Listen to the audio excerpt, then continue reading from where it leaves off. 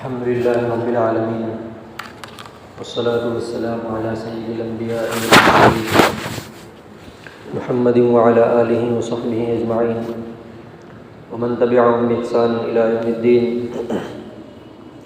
أما بعد فأعوذ بالله من الشيطان الرجيم. بسم الله الرحمن الرحيم. حافظوا على الصلوات والصلاة الوسطى وقوموا لله قانتين. وقال في موضع آخر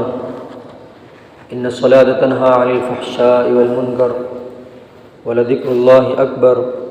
والله يعلم ما تصنعون. صدق اللہ العظیم. محترم بزرگوں اور عزیز ساتھیوں، اللہ تعالیٰ شانوں کا بے پناہ فضل و کرم اس کا احسان ہے. اس نے ہم تمام کو کچھ دین کی بات کہنے اور سننے کے لیے قبول فرمایا. دوستو بزرگوں، قرآن کریم کی جو آیت کریمہ تلاوت کی گئی ہے، اللہ تعالیٰ نے ایمان والوں کے لیے نماز پر اور نماز کے سلسلے میں کچھ خاص اہم باتیں فرمائی ہیں کہ حقیقی طور پر ایمان والا کیسا ہونا چاہیے اور اس کو یہ راستہ کہاں سے ملے گا کہ ایمان والا جو ہے اپنے ایمان پر باقی رہے اور اللہ اور اس کے رسول صلی اللہ علیہ وسلم کی اطاعت میں رہے، اور صرف یہ نہیں کہ وہ عبادتوں کے اندر جڑتا رہے بلکہ جو منکرات ہیں، فواحش ہیں اور جو اللہ تعالیٰ کی نافرمانیاں ہیں، ان چیزوں سے بھی وہ رکتا رہے. تو اللہ تعالیٰ نے یہ بھی قرآن کریم کے اندر فرمایا کہ ایمان والا منکرات سے کیسے بچے گا، فواحش سے کیسے بچے گا، غلط کاریوں سے کیسے بچے گا. ان چیزوں کو بھی اللہ تعالیٰ نے قرآن کریم میں بتلایا کہ یہ کام ہے، یہ چیزیں ہیں، ان اعمال کو ہم کرتے رہیں گے تو اللہ تعالیٰ ہمیں اپنے سے قریب بھی کرتے رہیں گے اور ناراضگی والے کاموں سے ہمیں بچاتے بھی رہیں گے. ایمان والا خود باری تعالیٰ عز اسمہ کی ناراضگی والی جگہوں سے بچتا رہے گا اور یہ اعمال خود اسے بچائیں گے. یعنی جس طریقے سے ایک انسان کاروبار کرتا ہے، تجارتوں کے اندر رہتا ہے، بڑی محنت مشقت کے بعد جو ہے دو پیسے وہ گھر پر لاتا ہے اور بچاتا ہے، تو اسے وہ بچانے کی فکریں کرتا ہے کہ میری محنت کا ہے، میری مشقت کا ہے، حالانکہ اس کی محنت کا نہیں ہے بلکہ وہ اس کی مقدر کا ہے. تو اپنے مقدر کا جو بھی کچھ اس نے لایا ہے اس سے وہ بچانے کی فکر کرتا ہے کہ میرے پریشانی کے وقت میں، میری مصیبت کے وقت میں یہ جو ہے رقم میرے کام آئے. تو دوستوں وہ اسی طریقے سے اللہ تعالیٰ نے کچھ اعمال دیے ہیں، ان اعمال کے بدلے میں وہ ثواب کماتا ہے اور اپنے آخرت کے ذخیرے کو جمع کرتا ہے. تو آخرت کے ذخیرے کو جمع کرتا ہے. حق تعالیٰ شانو یوں فرما رہے کہ آخرت کا ذخیرہ تجھے آخرت میں کام بھی آئے، اسے آخرت میں کام بھی آنا چاہیے کہ دنیا کی ساری مصروفیات سے اور ہر طرح کی مشغولیات سے نکل کر کے جب وہ اللہ تعالیٰ کے گھر میں آیا ہے اور عبادتوں میں مشغول ہوا ہے اور باری تعالیٰ عز اسمہ کو یاد کر رہا ہے، تو اس کا وہ یاد کرنا اسے آخرت میں کام بھی دے. اللہ تعالیٰ شانوں کو اس بات کی بھی فکر ہے اور ایمان والوں کو اس بات کو بتایا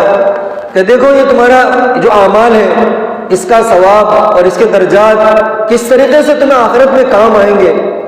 ذات اقدس صلی اللہ علیہ وسلم نے ان باتوں کو مفصل طریقے سے اور تفصیل کے ساتھ ایمان والوں کو بتلایا کہ ان اعمال کو ہم کرتے رہیں گے تو اس عمل کے اندر برکت اتنی ہے کہ یہ برکت تمہیں منکرات سے بچاتے رہیں گے. قرآن کریم کی آیت کریمہ ہے ان الصلاۃ تنہی عن الفحشاء والمنکر کہ نماز جو ہے انسان کو بے حیائی اور بری باتوں سے وہ روکتی رہے گی. اور نماز کوئی ایسی چیز نہیں ہے کہ دن میں ایک مرتبہ جو ہے نماز پڑھ لیا جائے ختم اور چھٹی، ایسا نہیں ہے، بلکہ دن میں 5 مرتبہ جو حی علی الصلاۃ حی علی الفلاح کی جو صدائیں لگتی ہے. اور ان 5 وقتوں میں جب انسان مسجد کی طرف آئے گا تو ظاہر سی بات ہے وہ پاک بھی رہے گا، وہ پاک ہے. اور اس طریقے سے وہ جو ہے اسے مسجد میں آنے کی فکر لگی ہوئی ہے. جب 5 مرتبہ جو مسجد میں آئے گا اور یہ بات مسلسل اس کے ساتھ لگی ہوئی ہے تو پھر کیا ہوگا؟ 5 نمازوں کے درمیان میں اللہ تعالیٰ شانوں کی کہ جو ہے اس کی جو برکت ہے، اللہ تعالیٰ شانوں کے فضل سے نماز کی برکت اسے منکرات سے بچاتی رہے گی. آپ نے سنا ہوگا حدیث پاک کے اندر آتا ہے ایک صحابی نے نبی کریم صلی اللہ علیہ وسلم سے آ کر کے شکایت کی کہ فلاں بندہ ہے اور وہ جو ہے نماز بھی پڑھتا ہے اور اس طرح سے چوری بھی کرتا ہے، اور فلاں بندہ ہے نماز پڑھتا ہے اور اس طرح سے جھوٹ بھی بولتا ہے. نبی کریم صلی اللہ علیہ وسلم نے اس کی تمام باتوں کو سن کر یوں فرمایا کہ اگر وہ نماز پڑھتا ہے تو عن قریب اس کی نماز اسے ان ساری چیزوں سے روک دے گی. تو نبی کریم صلی اللہ علیہ وسلم کا اور کہ جو ہے تقاضا اور آپ صلی اللہ علیہ وسلم کا بھی مقصد یہی ہے اور باری تعالیٰ اسموں کا مقصد بھی یہی ہے کہ نماز پڑھنے والا ایمان والا بندہ ہر حال کے اندر وہ منکرات سے بچتا رہے کہ جتنی وہ نیکیاں وہ کما رہا ہے، جتنے بھی ثواب اس نے آخرت کے ذریعے ذخیرہ جمع کیا ہے وہ اس کے ساتھ آخرت تک جانا چاہیے. اس کا وہ ثواب اسے کام کب دے گا؟ جب آخرت میں ثواب کے ساتھ وہ جائے گا، ان اعمال کے ذخیرے کے ساتھ وہ جائے گا، تب آخرت میں اس کا وہ ذخیرہ اور اس کے سارے اعمال اور اس کی نمازیں، اس کے روزے اور اس کی جو ہے قرآن کریم کی تلاوتیں اور اس کا ذکر و اذکار اسے کام دے گا کہ ہاں یہ جو دنیا میں رہ کر کے سارے اعمال کیے تھے اب اس کے بدلے کا وقت آیا ہے، اب اس کے جو درجات کے بڑھنے کا وقت آیا ہے. تو اب یہ جو ہے کیا ہوا؟ اس نے کسی کو تکلیف نہیں دی، کسی کے ساتھ برا نہیں کیا اور کسی کے ساتھ جو کسی کا حق نہیں مارا، کسی کے ساتھ جھوٹ نہیں بولا، کسی کو دھوکہ نہیں دیا. تو کیا ہوگا؟ اب یہ آخرت کا ذخیرہ جو اس نے جمع کیا تھا یہ آخرت میں اسے کام دے گا اور بڑا ذخیرہ ہوگا. ایک نماز پر کئی گنا ثواب ملتا ہے اور دوسری انسان سارے ثواب کے ساتھ جب وہ آخرت میں جائے گا اپنے ثواب کو دیکھ کر کے حیران ہو جائے گا. یہ کیا ہوا؟ یوں آتا ہے کہ جو شخص دنیا کے ساری مصروفیات میں رہ کر کے باری تعالیٰ اسمہ اور نبی کریم صلی اللہ علیہ وسلم کو نہیں بھولے گا تو پھر کیا ہوگا؟ کل قیامت کی بھری محفل کے اندر جس وقت میں اسے رب ذوالجلال کی ضرورت ہوگی، اللہ تعالیٰ کے رحم و کرم کی ضرورت ہوگی، باری تعالیٰ اسموں کے فضل کی ضرورت ہوگی، ایسے وقت میں اللہ رب العزت والجلال بھی قیامت کی بھری محفل کے اندر اسے نہیں بھولیں گے بلکہ اسے عرش کا سایہ نصیب ہوگا،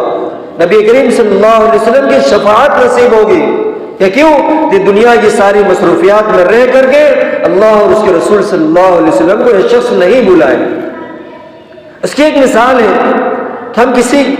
جنگل بیابان میں پہنچ گئے، وہاں انسانوں کا نام و نشان نہیں ہے، کوئی گھر نہیں ہے، سخت بھوک لگی ہے، پیاس کی شدت ہے اور ایسے وقت کے اندر جو انسان یہ جو شخص ہے کسی جنگل بیابان میں پہنچ گیا ہے، اب نکلا ہے پانی کی تلاش میں، یہ چاہتا ہے پانی ملے نہ ملے لیکن مجھے کوئی شخص ایسا مل جائے جو یہاں میری جو رہبری کر سکے، میری پیٹھ پر ہاتھ رکھ سکے. دوستوں یقین جانیے ایسے جنگل بیابان میں جہاں انسانوں کا کوئی نام و نشان نہیں ہے اور پیاس کی شدت ہے، بھوک بہت زیادہ لگی ہوئی ہے، اب ایسے وقت کے اندر دوستوں اسے کوئی بھی شخص ملے گا اپنا سب کچھ اسے مان لے گا کہ جس شخص نے اس کے سر پر ہاتھ رکھا ہے اب کیا ہوگا؟ وہ اپنا سب کچھ اسے مان لے گا کہ ہاں یہاں پر ایسا کیسا ہے، یہ کس طریقے سے یہ سہولت کیسے ملے گی، فلاں سہولت کیسے ملے گی، اپنی ساری ضرورتوں کا دار و مدار اسی پر وہ رکھے گا. کیوں؟ یہاں کسی کا کوئی نام و نشان نہیں ہے اور کسی بھی طریقے سے اسے ناراض نہ کرنے کی فکر کرے گا کہ یہاں کسی کا کوئی نام و نشان نہیں ہے. ایسے موقع کے اوپر دوستوں آخرت میں انسانوں کا حال یہی ہوگا. تو تنہا یہاں سے جانے والا ہے، بالکل اکیلا جائے گا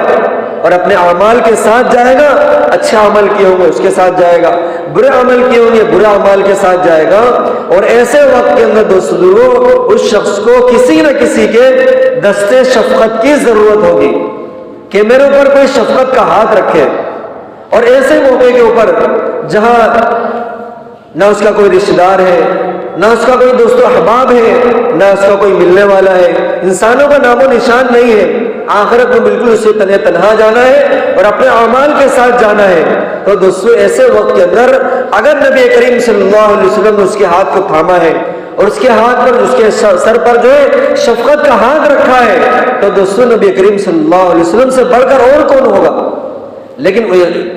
اس بات کے لیے اور ایسا موقع ہمیں فراہم ہو، اس کے لیے دوستو دنیاوی زندگی کے اندر اپنے آپ کو تھوڑا سا مجاہدے کے اندر ڈالنا پڑے گا، تھوڑا سا مشقت کے اندر ڈالنا ہوگا، ان مشقت کے ساتھ کہ جو ہے سارے لوگ جو ہے آج ہمیں دنیا میں کوئی تھوڑی سی تکلیف دے دے، اس کے پیچھے اس کے خونی رشتہ دار، اس کے ماں باپ، اس کے بیوی بچے، اس کے بھائی بہن اور اس کے جو رشتہ دار، اس کے دوست و احباب، اس کا کنبہ، اس کا قبیلہ اور اس کے شہر، اس کے گاؤں، اس کا سب کچھ کے پیچھے آ جائے گا کہ کیا ہوا، ہمیں اس بندے کو تکلیف کیوں دی گئی؟ لیکن دوستو یہی بات جب آخرت کے اندر دوستو جب پیدا ہوگی، اس کے پیچھے اس کا کوئی ملنے والا نہیں ہوگا۔ تو دوستو یوں بتایا گیا کہ عقل مند وہ ہے جو مرنے سے پہلے مرنے کی تیاری کرے، آخرت کے لیے ذخیرہ جمع کرے۔ آخرت کے لیے دوستو ذخیرہ وہ ہے جو ذات اقدس صلی اللہ علیہ وسلم نے ہمیں اور آپ کو بتایا ہے کہ انسان منکرات سے بچتا رہے اور جو اعمال بتائے گئے ہیں امتثال اوامر یعنی فرما برداری والے اعمال کو وہ کرتا رہے۔ یعنی گناہ صرف یہ نہیں ہے کہ گناہوں کے اندر، منکرات کے اندر انسان ملوث ہو جائے، گناہ تو ہے ہی ہے، لیکن صرف یہ گناہ نہیں ہے، صرف اسی کا نام گناہ نہیں ہے کہ انسان منکرات کے اندر جو ہے ملوث ہو جائے، کسی گناہ کے اندر وہ آ جائے، ایسا نہیں ہے، بلکہ وہ تو گناہ ہے ہی ہے، ساتھ ساتھ جو اعمال ہیں، جو فرائض ہیں، ان فرائض کو اگر وہ چھوڑ رہا ہے، ان فرائض کو چھوڑنا بھی گناہ ہے۔ ہم لوگوں نے صرف یوں سمجھا ہے کہ گناہ کے اندر انسان ملوث ہو جائے، اسی کا نام صرف گناہ ہے، ایسا نہیں ہے، بلکہ دوستو اس سے بڑے بڑے گناہ ہیں کہ انسان جو ہے اعمال جو کرنے کے ہیں، جسے امتثال اوامر کہا جاتا ہے، ان اعمال کو کرنا چھوڑ دے، جیسے نمازوں کو چھوڑ دے، روزوں کو چھوڑ دے، اور اسی طریقے اس کے اوپر حج فرض ہے، حج فرض کو چھوڑ دے، زکوٰۃ فرض ہے، زکوٰۃ ادا نہیں کرتا، یہ دوستو بڑے گناہوں کے اندر سے ہے کہ جس کے جو اسلام کے اہم بنیادی رکن ہیں، ان بنیادی اہم رکن کو چھوڑنے کا مرتکب ہوگا، اور اس کے گناہ کیا ہے اور اس کا کتنا سخت عذاب ہے، اس بات کو دوستو ہمیں اور آپ کو پڑھنا چاہیے کہ نبی کریم صلی اللہ علیہ وسلم نے ہم سب کو صرف کلمہ پڑھا کر کے بس نہیں کیا، بلکہ اس کے پیچھے بڑی قربانیاں لگی ہوئی ہیں۔ نبی کریم صلی اللہ علیہ وسلم نے اپنی ساری زندگی اس بات کے پیچھے لگائی کہ جو حضرات صحابہ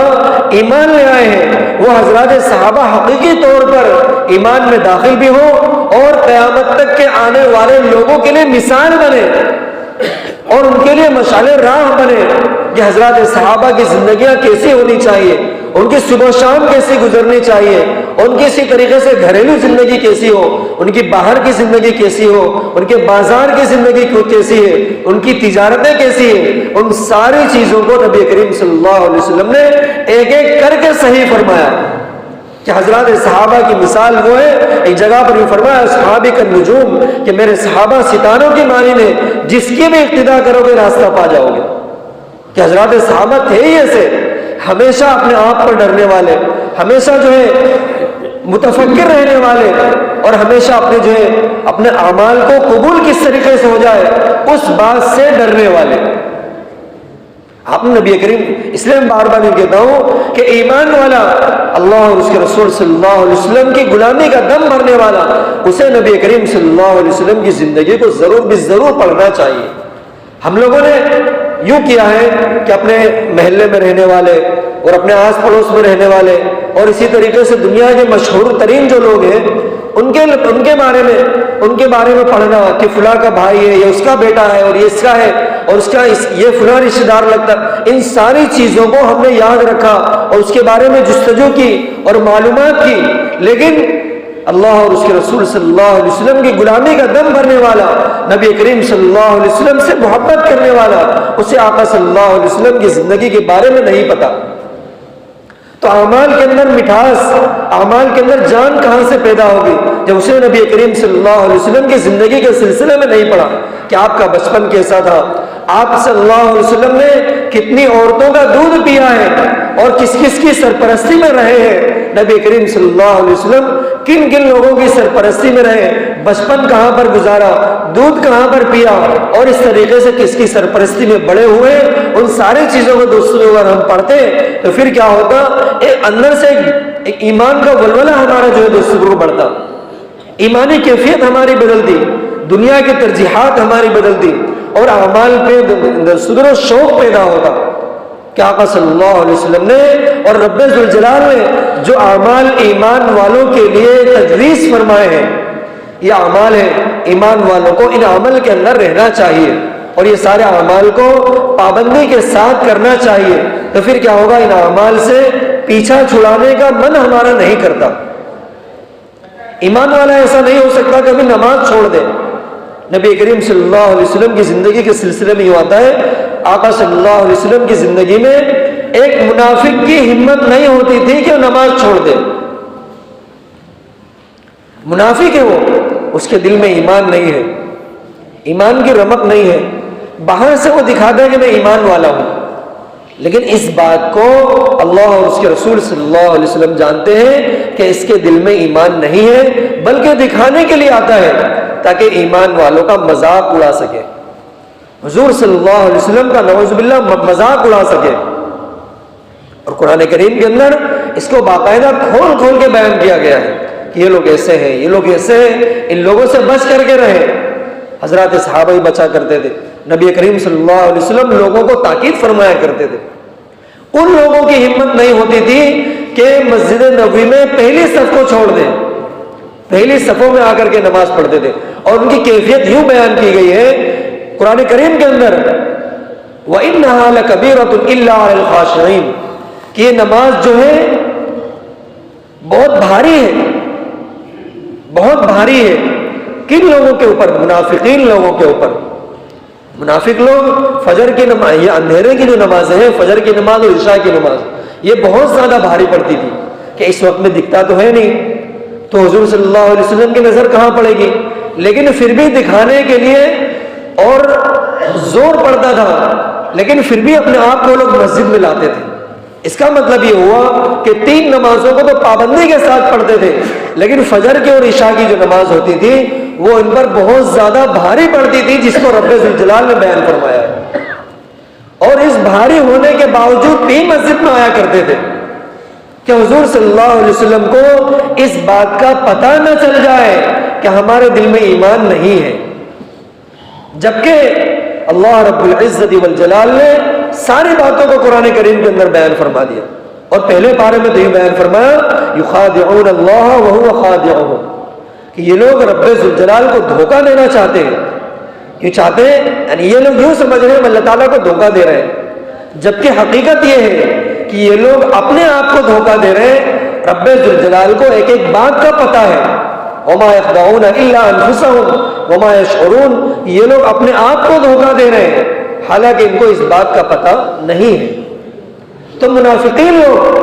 ان کی ہمت نہیں ہوتی تھی کہ نماز کو چھوڑ دیں،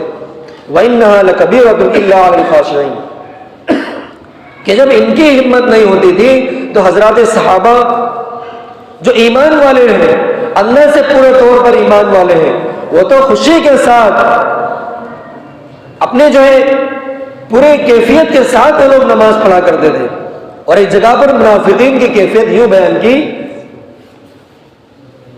وَتِلْكَ حُجَّتُنَا آتَيْنَاهَا إِبْرَاهِيمَ عَلَىٰ قَوْمِهِ نَرْفَعُ دَرَجَاتٍ مَن نَشَاءُ، یعنی یہ لوگ اس کے بارے میں یوں بیان کیا اس کے آگے کہ یہ لوگ نماز میں سستی کے ساتھ کھڑے ہوتے ہیں، نماز جب پڑھتے ہیں تو نماز پڑھتے تو ہیں لیکن نماز میں سستی برتتے ہیں۔ تو یہ ساری باتوں کا مطلب یہ ہے کہ جب ایمان والا ہو کر کے اللہ اور اس کے رسول صلی اللہ علیہ وسلم پر وہ یقین رکھتا ہے تو دوسروں کو اس کو چاہیے کہ جب وہ نماز میں آ گیا ہے تو پورے طور پر اسی کیفیت کے ساتھ نماز پڑھے جس میں نماز پڑھنے کا حکم دیا گیا ہے۔ کہ ہم لوگوں نے اپنے کاروبار کو چھوڑا، اپنے گھر والوں کو چھوڑا، ان ساری چیزوں کو چھوڑ کر کے جب مسجد میں آ گئے ہیں تو اسی کیفیت کے ساتھ ہمیں نماز پڑھنی چاہیے جس کیفیت کے ساتھ نماز پڑھنے کا حکم دیا گیا ہے۔ سستی کے ساتھ نہ کھڑے رہیں بلکہ پورے دل کے ساتھ، اور یوں ہوتا ہے جب ہم نماز میں آ گئے ہیں تو پورے طور پر ہم نماز میں ہی رہیں۔ اور اس کی ایک بات یوں بیان کی گئی ہے کہ نماز کے لیے پہلے ایسا ہوا کرتا تھا کہ اوقات کو دیکھا جاتا تھا، کہ سورج سے وقت کا پتہ چلتا تھا کہ اب دوپہر ہو گئی ہے، اب ظہر کا وقت ہو گیا ہے، یعنی اس وقت گھڑی گھنٹے نہیں تھے، گھڑی گھنٹوں کا دور نہیں تھا، تو لوگ اپنے اوقات کے اعتبار سے جلدی آ جایا کرتے تھے، پھر حضور صلی اللہ علیہ وسلم اپنے اعتبار سے جو ہے موقع پا کر کے جو ہے نماز پڑھاتے تھے۔ یہ ہو گیا، لیکن اب جو ہے گھڑی گھنٹے آ گئے ہیں، وقتوں کی جگہ گھڑی گھنٹوں نے لے لی ہے، تو لوگ جو ہے کیا کرتے ہیں، اذان تو ہو گئی ہے، اذان کا انتظار نہیں کرتے بلکہ نمازوں کا انتظار کرتے ہیں کہ نماز کب کھڑی ہوگی۔ دوستوں یہاں پر ایک بات یاد رکھیں، کئی آتا ہے جو شخص اذان سے لے کر کے نماز کھڑی ہونے کے درمیان تک کا نماز کا انتظار کرنا، یہ ہوتا ہے ایک نماز کے بعد دوسرے نماز کے انتظار میں رہنا، اس کا ثواب بہت زیادہ ہے۔ تو اس کا ثواب کا مطلب یہ نہیں ہے کہ ہم گھڑی کو دیکھیں، گھڑی کے اعتبار سے اس کی نماز کا وقت نہیں ہے، بلکہ امام صاحب اپنے اعتبار سے جب بھی مصلی پر کھڑے ہوں گے اس وقت تک اس کو ثواب ملے گا۔ ابھی مطلب سمجھ میں آیا نہیں ہے، اس کا حقیقت میں مطلب دوستوں کو یہ ہے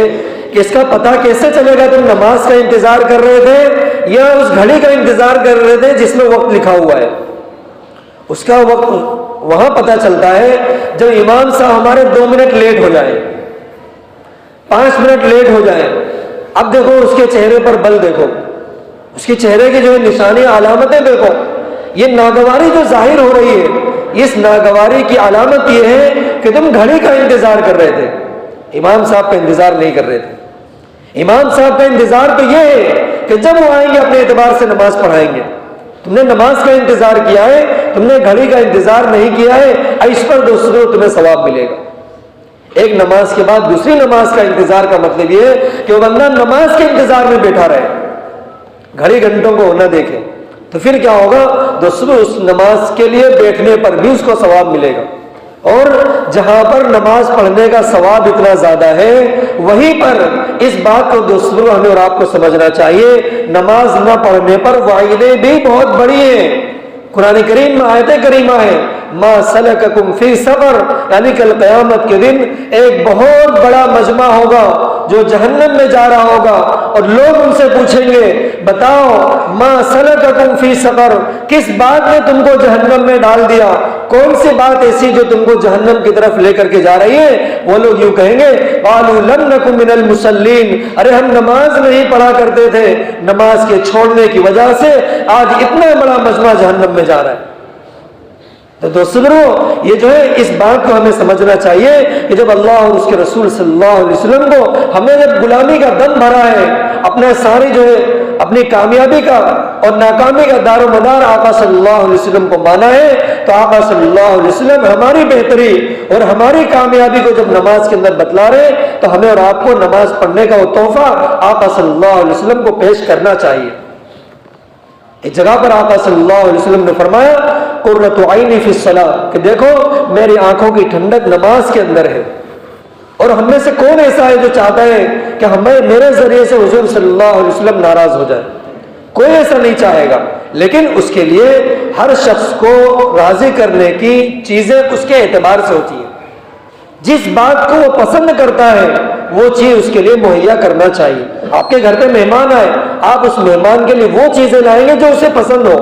نبی کریم صلی اللہ علیہ وسلم کو خوش کرنے کے لیے آقا صلی اللہ علیہ وسلم نے جو عبادتیں ہمیں بتلائی ہیں، جو طریقے ہمیں بتلائے ہیں، جو اعمال ہمیں بتائے ہیں، اس اعمال کا تحفہ ہمیں ذات اقدس صلی اللہ علیہ وسلم کو پیش کرنا چاہیے۔ اس لیے دوستو سبھی حضرات نیت کریں، انشاءاللہ نمازوں کی پابندی ضرور کریں گے۔ اللہ تعالیٰ سے دعا ہے ہم سب کو کہنے سننے سے عمل کی توفیق عطا فرمائے۔ وآخر دعوانا الحمدللہ رب العالمین۔